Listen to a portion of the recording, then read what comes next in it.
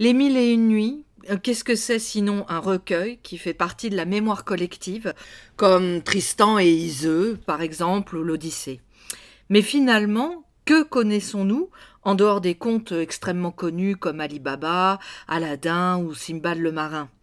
En fait, on dénombre pas moins de 160 contes, dont certains sont des œuvres à part entière. Alors pour ma part, j'aimerais en lire certains, et surtout sans omettre le prologue que je me propose de lire aujourd'hui, là où toute l'histoire a commencé et comment, notamment, Shahrazad se retrouve à conter toutes les nuits. Une dernière précision, et non des moindres, ces contes n'étaient pas destinés aux enfants, et du coup, je conseille aux parents de les écouter d'abord, avant éventuellement de les faire découvrir à leurs enfants. Pour finir, je vais lire un passage de la préface de Jamel Eddin Benchek qui me semble toujours d'actualité. Shahrazad entreprend de sauver l'espèce humaine. Elle sait aussi que le conflit durera longtemps, exactement 1001 nuits, c'est-à-dire l'éternité. En cette aube du XXIe siècle, lorsque chaque jour nous montre que la femme n'est pas l'avenir de l'homme, nous avons besoin de cette gardienne de la parole qui nous laisse espérer en une issue, un jour favorable où l'intégralité de l'être ne le cédera pas à l'intégrisme du pouvoir. On raconte, mais Dieu est le plus savant, le plus sage, le plus puissant, le plus généreux, qu'il y avait, au temps jadis, il y a bien longtemps, un souverain sassanide qui régnait sur les îles de l'Inde et de la Chine. Il commandait à une forte armée. Une multitude de personnes attachées à son service, d'esclaves et toute une suite se pressaient dans son palais. 2 fils lui étaient nés, tous 2 cavaliers accomplis, bien que l'avantage restât tout de même à l'aîné, brave d'entre les braves, toujours en expédition guerrière, auquel nul ne pouvait se frotter sans dommage et qui ne restait jamais sans laver un affront. Il hérita de la couronne, gouverna ses sujets avec équité et devint très aimé d'eux. Il s'appelait le roi Shahryar. Son jeune frère, le roi Shahzaman, avait reçu en dévolu Samarcande d'Iran. Tout allait pour le mieux dans leurs royaumes respectifs, sur lesquels ils régnèrent dans la justice durant 20 années. Ils s'épanouirent ainsi dans la plus heureuse des vies. Mais il advint un jour que l'aîné souhaita revoir son jeune frère. Il ordonna à son vizir de l'aller prier de venir le voir. Il fit réunir de somptueux cadeaux, chevaux aux harnachements garnis d'or et de précieux joyaux, esclaves, belles jeunes filles vierges, étoffes rares. Il écrivit une lettre où il exprimait à son frère le vif désir où il était de le revoir. Il la remit scellée au grand vizir, le chargea d'offrir ses présents au roi son frère et recommanda de faire diligence. « J'écoute et j'obéis », répondit le ministre qui s'apprêta au voyage. Durant 3 jours, il fit rassembler bagages et provisions de route. Le 4e, il prit congé de son roi Shahryar et entreprit la traversée de vastes déserts sans prendre de repos ni le jour ni la nuit. Les vassaux du souverain dont il traversait les territoires venaient le saluer, porteurs de présents et de cadeaux d'or et d'argent.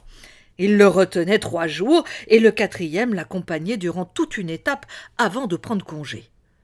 Il poursuivit sa route jusqu'à n'être plus qu'à une journée de Samarcande, devant laquelle il établit son camp.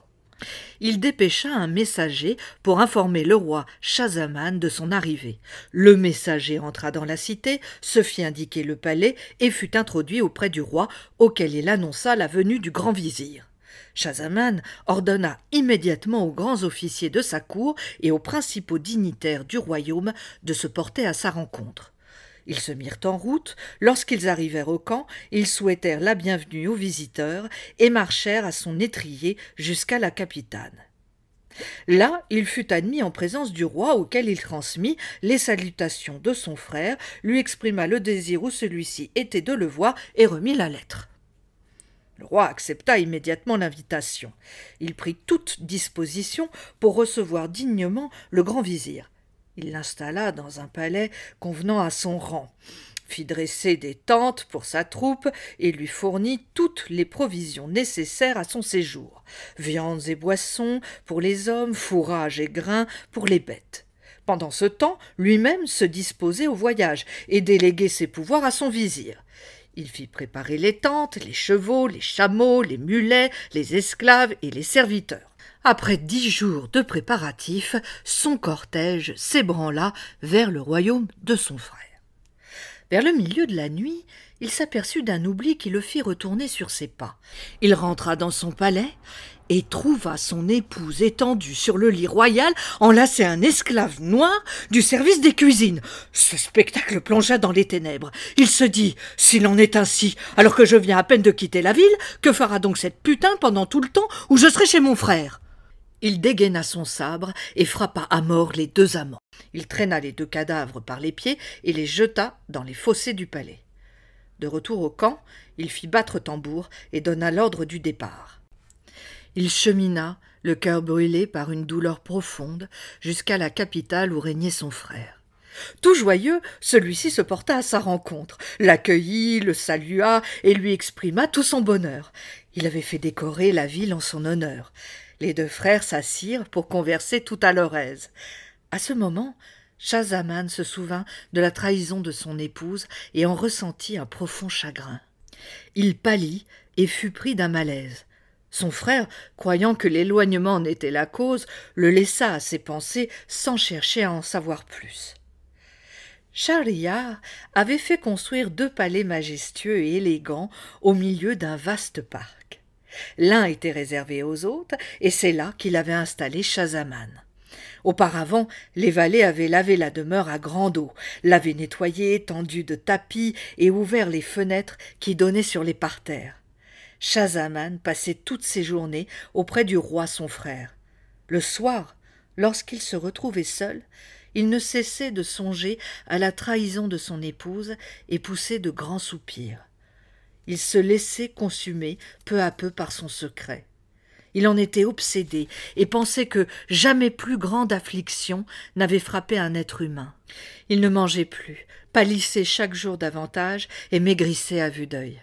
À quelques jours de là, Schahriar, qui finissait par croire que son frère se déplaisait chez lui et songeait à le renvoyer à Samarcande, lui dit « Mon frère, je te vois tout affaibli et pâle. »« Je souffre d'une blessure profonde. » lui répondit-il sans rien révéler de son tourment. « Je voudrais que nous allions chasser ensemble la gazelle 10 de jours. Cela te délivrera de ta peine. » Mais le jeune roi refusa, et son frère s'en fut chassé seul. Il y avait dans le palais d'hôtes des fenêtres grillagées qui donnaient sur des jardins intérieurs. Comme il se mettait à l'une d'elles, il vit la grande porte s'ouvrir et laisser passer 20 jeunes servantes, 10 blanches et 10 noires. Croyant son beau-frère parti et le palais vide, l'épouse de son frère s'avançait en cette compagnie, toute de grâce et de beauté. Le cortège parvint à une vasque, on s'assit autour du jet d'eau, tout le monde se déshabilla, et il se révéla que les servantes noires étaient des hommes. La reine cria alors un nom, Massoud. Un esclave noir sauta du haut d'un arbre et la rejoignit. Il lui mit les jambes en l'air, se glissa entre ses cuisses et la posséda. À ce signal, chaque esclave s'unit à l'une des jeunes filles. Ils ne cessèrent de se donner des baisers, de s'enlacer et de se prendre et de se reprendre jusqu'à la tombée de la nuit. Lorsqu'il vit tout cela, le jeune roi se dit « Par ma foi, mon malheur est bien moins grand que celui de mon frère. J'ai été moins humilié et affligé que lui dont le harem accueille 10 esclaves déguisés en servantes. Ce qui s'est passé là est bien plus terrible que ce que j'ai enduré. » Il s'en fut donc boire et se restaurer jusqu'au retour de Schahriar. Les 2 frères se saluèrent, et l'aîné constata que le visage de Schahzaman avait retrouvé ses couleurs et qu'il mangeait maintenant de bon appétit. Il s'en étonna et lui dit « Mon cher frère, je t'ai laissé le teint bilieux et la mine défaite et je te retrouve superbe. Explique-moi ce qui s'est passé. »« Pour ce qui est de ma pâleur, lui répondit son frère, je veux bien t'en parler, mais pour ce qui est de mes couleurs, permets-moi de le taire. » « Bien, dis-moi donc ce qui t'avait ainsi altéré le teint et affaibli le corps. » « Lorsque tu m'as envoyé ton vizir pour me prier de te rendre visite, je me suis préparée et j'ai quitté ma capitale. En cours de route, je m'aperçus que j'avais oublié au palais le joyau de couronne que je voulais t'offrir. Je revins et trouvai mon épouse couchée dans mon lit avec un esclave noir. Je les tuai tous 2, et tout à mon malheur reprit la route vers toi. Voilà ce qui explique l'altération de mon visage et ma faiblesse. J'ai maintenant retrouvé mes couleurs, permets-moi de t'en cacher la raison. » Mais Schahriar insista et conjura son frère par Dieu de tout lui révéler.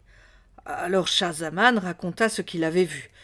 Schahriar fut pris d'une telle rage qu'il faillit avoir une attaque et dit à son frère « Je ne te crois pas, il me faut voir cela de mes propres yeux. » « Annonce donc que tu vas chasser et cache-toi dans mes appartements. Tu pourras vérifier de tes propres yeux ce que j'ai pu te dire. » Le roi fit immédiatement savoir qu'il partait à la chasse. La garde royale établit son camp à l'extérieur de la capitale. Schahriar se retira sous la tente qu'on lui avait préparée. Il ordonna à son grand chambellan de n'introduire personne auprès de lui et d'interdire à tout soldat de retourner en ville durant 3 jours. Puis il se déguisa et revint en secret au palais où l'attendait son frère. Il se posta à la fenêtre grillagée qui donnait sur les jardins.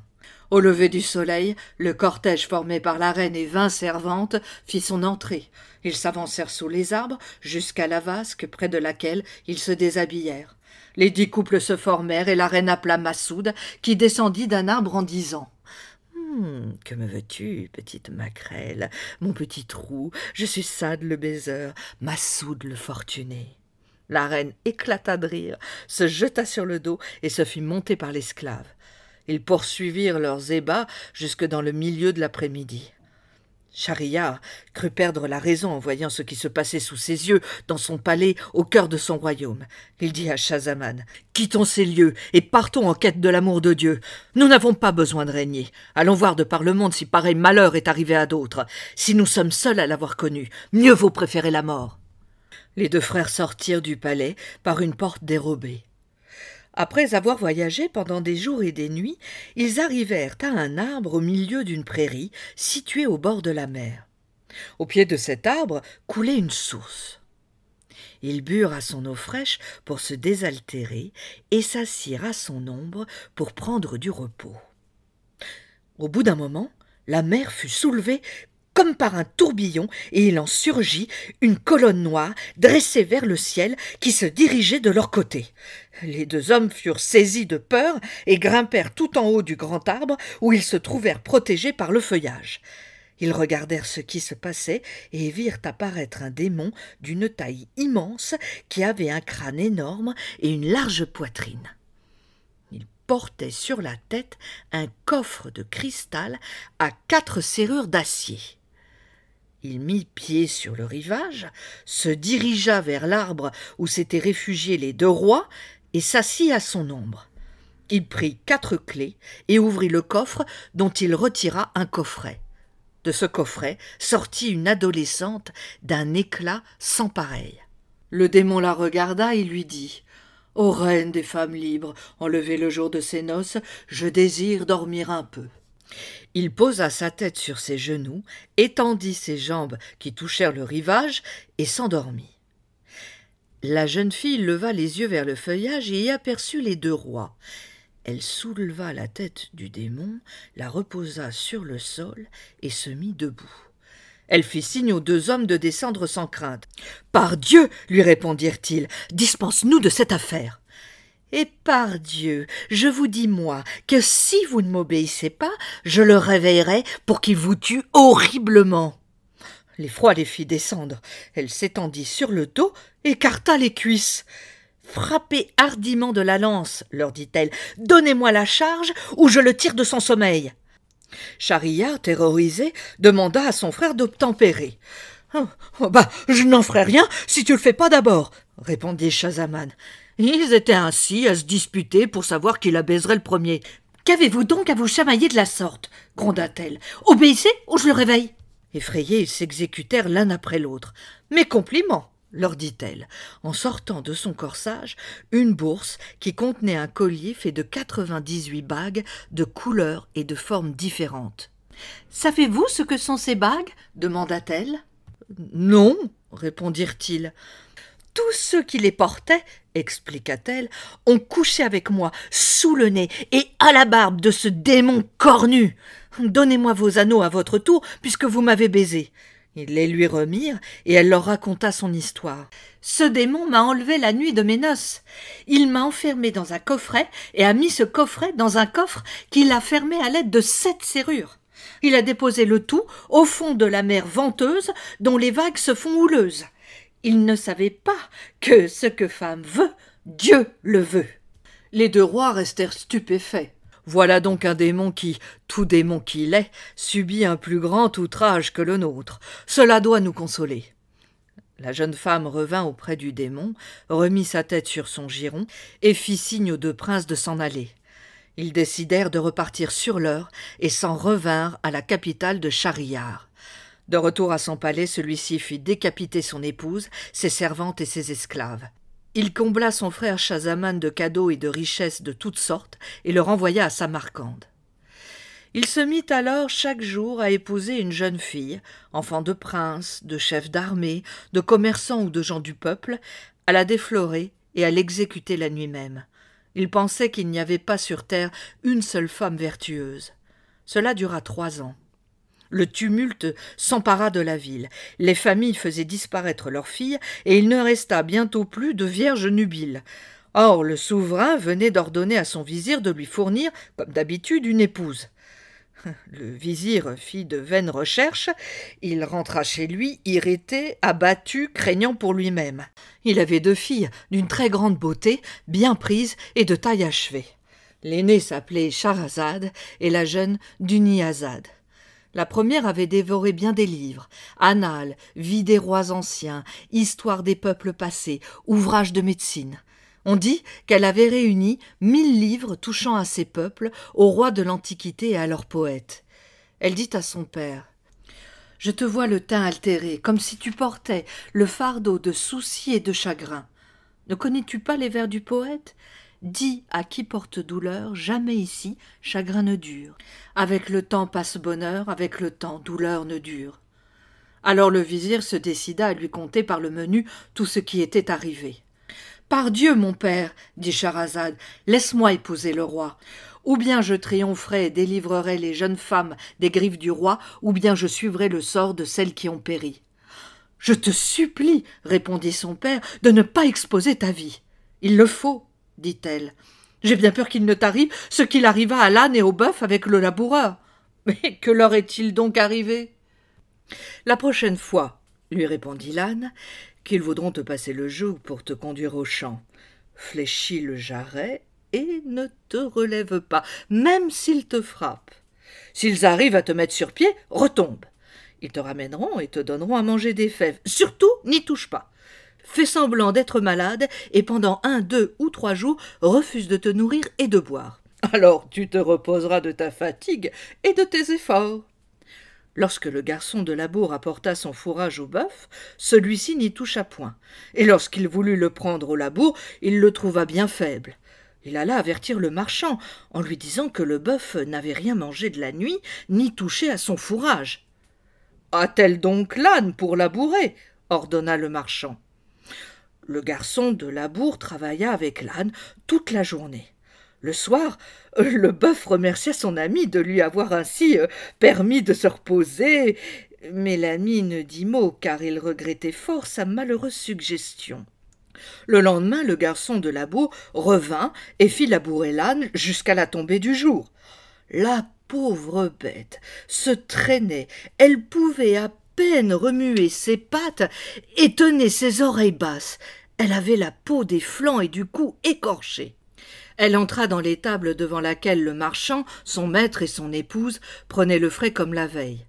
Le bœuf, qui avait passé toute la journée à dormir, se reposer, boire et manger, lui fit bien des remerciements et des louanges. L'âne se disait « J'étais bien ici à me prélasser. Quelle mouche m'a donc piqué de me mêler de ce qui ne me regardait pas ?» Il s'adressa ainsi alors au bœuf. « Je dois t'avertir à mon tour. J'ai entendu notre maître dire au garçon de labour « Si demain le bœuf ne se relève pas, conduis-le au boucher, qu'il l'égorge et tanne sa peau pour en faire un tapis de cuir. J'ai bien peur pour toi, te voilà averti. » Le bœuf remercia l'âne en lui disant que le lendemain il se rendrait au pâturage. Il mangea tout son fourrage jusqu'à en sucer le bois de la mangeoire. Le lendemain matin, le marchand, toujours suivi de son épouse, revint s'asseoir devant l'étable.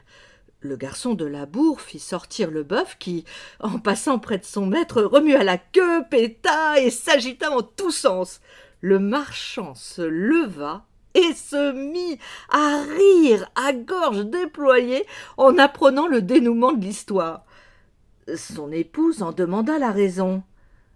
« C'est un secret, lui dit-il, que je ne puis trahir sous peine de mourir. »« Ah, c'est donc que tu te ris de moi » s'indigna-t-elle. Elle insista tant et tant qu'elle vainquit ses réticences. Très troublé malgré tout, le marchand fit venir ses enfants, convoqua un cadi et des témoins afin d'établir son testament. Puisqu'il allait divulguer son secret, il devait se préparer à mourir. Il faut savoir que, âgé de 120 ans, il aimait tendrement son épouse qui était sa cousine et la mère de ses enfants. Il envoya chercher toute sa belle famille, fit venir aussi les gens de son quartier et les informa qu'il allait mourir pour avoir trahi son secret. Toutes les personnes rassemblées autour de lui dirent d'une seule voix à l'épouse « Par Dieu, cesse d'insister, ton époux, le père de tes enfants, va mourir. Je ne le tiendrai pas quitte, même au prix de sa mort. » À cette réponse, nul n'ajouta mot. Le marchand se leva pour faire ses ablutions avant de parler puis de mourir. Il s'assit un instant, plein de chagrin d'avoir à quitter ce monde et à y laisser femme et enfants. Or, il avait un coq maître de 50 poules et un chien. Le coq avait sauté sur une poule en battant des ailes. Sitôt redescendu, il se précipita sur une autre. Après chaque conquête, il poussait un cocorico de triomphe. Le marchand entendit le chien invectiver le coq en ces termes. « Mais comment peux-tu manquer à ce point de pudeur, alors que notre maître va bientôt rendre l'arme ?»« Et comment cela ?» repartit le coq. Le chien lui raconta toute l'histoire. « Ah, mais notre maître a bien peu de raison !» s'exclama le coq. « J'ai pour ma part 50 femelles. Je satisfais les unes, je mécontente les autres. Et lui, qui prétend à la raison, n'a qu'une seule épouse et ne sait comment se conduire à son égard. Mais pourquoi ne choisit-il pas pour elle une badine de mûrier? Il entrerait dans sa chambre et la battrait jusqu'à ce qu'elle meure ou se repente. Et elle ne recommencerait plus jamais à lui demander quoi que ce soit. » À ce moment, le marchand retrouva son bon sens et décida d'aller corriger sa femme. « J'ai bien peur, ma fille, dit le vizir, que le roi ne te traite comme le marchand traita son épouse. »« Et comment donc la traita-t-il » s'enquit Scheherazade. Il alla couper une badine de mûrier qu'il cacha dans la chambre, puis demanda à son épouse de venir le rejoindre. « Je pourrai ainsi tout te révéler sans que personne me voie et mourir ensuite. » Elle le suivit, il referma la porte sur eux et lui donna une telle volée de bois vert sur les côtes et sur les épaules qu'elle s'évanouit. Lorsqu'elle reprit ses esprits, elle s'écria « Arrête, arrête, je ne te demanderai plus jamais rien !» Elle lui baisa les mains et les pieds pour l'assurer de sa sincérité. Ils sortirent tous deux, réconciliés, devant leur famille et toute l'assemblée réjouie. Ils vécurent ainsi jusqu'à la mort dans un bonheur parfait. Après avoir entendu ce conte, Scheherazade dit « Il en sera pourtant comme je l'ai décidé. » Le vizir ordonna que l'on prépare le trousseau de sa fille et s'en retourna chez le roi Schahriar. Introduit auprès du souverain, il baisa le sol devant lui, l'informa de la décision de sa fille et lui apprit qu'il voulait la lui offrir le soir même. Le roi s'étonna et lui rappela son serment.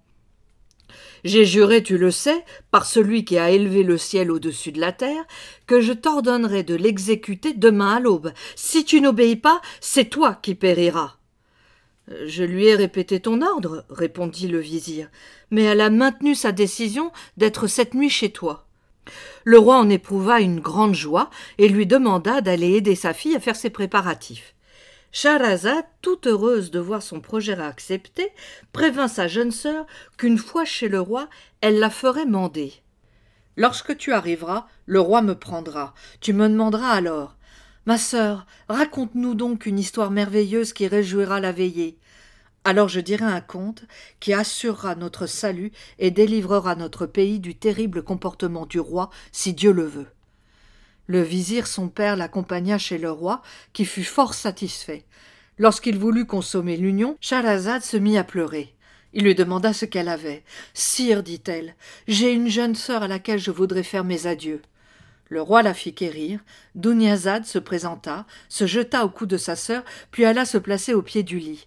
Le roi se leva et déflora Scheherazade. Après quoi les époux s'assirent et se mirent à bavarder. Dunyazad dit alors « Pardieu, ma sœur, raconte-nous une histoire pour égayer notre veillée. » « Bien volontiers et de tout cœur, répondit Scheherazade, si ce roi aux douces manières le veut bien. » À ces mots, le roi, que fuyait le sommeil, fut tout joyeux d'écouter un conte.